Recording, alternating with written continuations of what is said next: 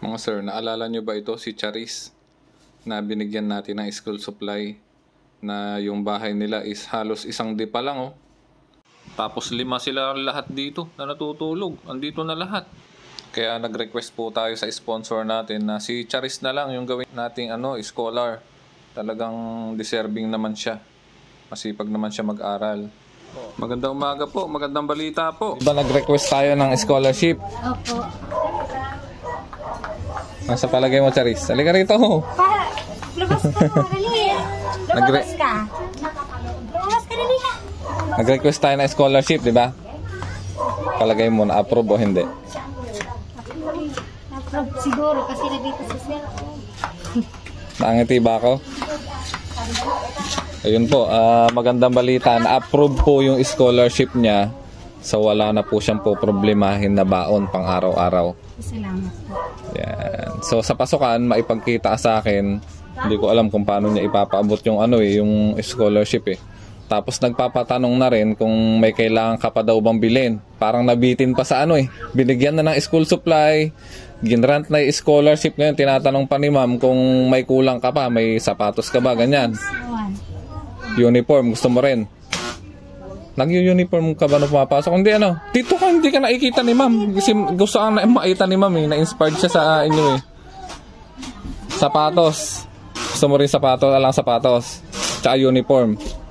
Tsaka sa uniform kasi mas matipid Kahit dalawa lang ang uniform mo, kahit paulit-ulit, okay lang. Ay pagka... Uniform sir, isa. So dagdagan na lang natin. Yun. Tapos gusto nila kayong makausap. May cellphone ba kayo na pwedeng tawagan? Meron po sa anak ko. May cellphone number.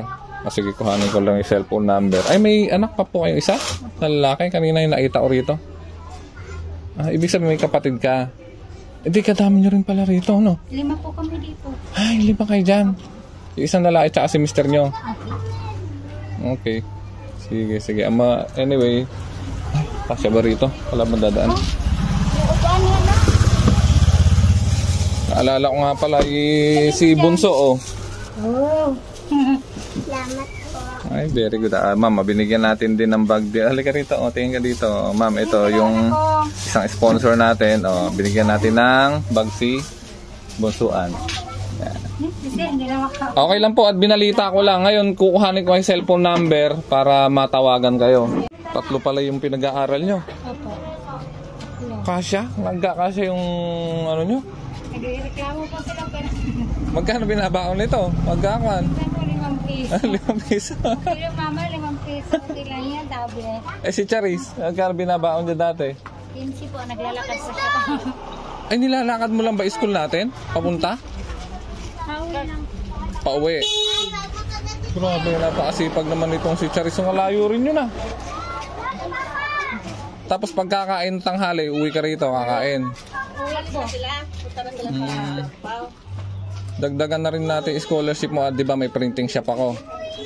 Kung may gusto kang ipaprint, sabihin mo lang doon, libre lahat yun. May printing shop po ako doon Kung ano yung ipapaprint mo, libre na rin natin yun, Charis. Okay? Ayos. So talagang sobrang deserving ni Charis na mabigyan ng scholarship Tatawagan ko nga ngayon, baka sakaling kon.